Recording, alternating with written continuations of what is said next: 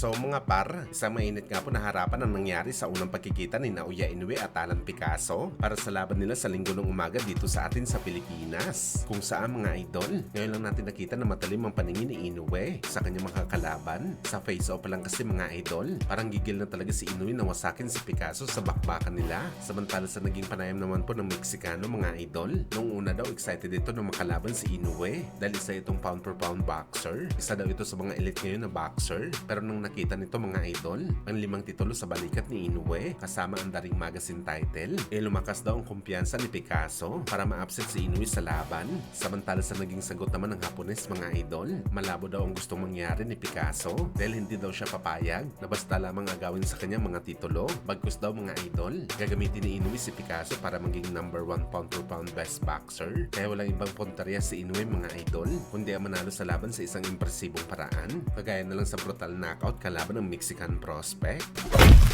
Sa kabilang banda naman mga idol, Floyd Mayweather Jr. nagsalita na para sa potensyal na laban nito kontra sa ating pambansang kamao Manny Pacquiao sa rematch. Ano yan ni Floyd mga idol? Wala daw siya intensyon na umatras sa laban kay Manny Pacquiao. Nilabanan na daw nito si Pacman at tinalo niya na ito sa bakbakan, kaya wala daw point na umatras ito. Naghihintay lang daw siya ng tamang panahon para sa rematch. At kung gusto daw talaga ni Pacman na i-represent ang kanyang sarili sa pangalawang laban nila, mangyayari daw talaga ang rematch nila mga idol. Wala yun naman sa mga boxing fans mga boss. Halos mahigit 10 taon na daw naghihintay sila sa rematch ni Pacman at Floyd. Pero hanggang sa ngayon daw mga idol, kailangan pa rin daw nila maghintay sa kabila ng kanilang edad na malapit na mag 50 anyos. Well, hindi naman talaga natin masisisi mga idol ang mga boxing fans. Bakit kailangan pa nila maghintay sa rematch nito kay Pacman? Kung gusto talaga ni Floyd ng rematch, bakit umabot pa ng halos 10 taon bago siya magdesisyon na palagan ulit si Boss Manny? Walang rason kasi mga idol na ayaw nito makipag-rematch kay Pacman dahil sa laban nito kay Boss Manny mga idol nung una, kumita ito ng limpak-limpak na salapi. Umabot pa nga ito sa 350 million US dollars. Huwag sabihin ni Floyd mga idol na gusto ulit nito ng 300 million para sa rematch nito kay Pacman.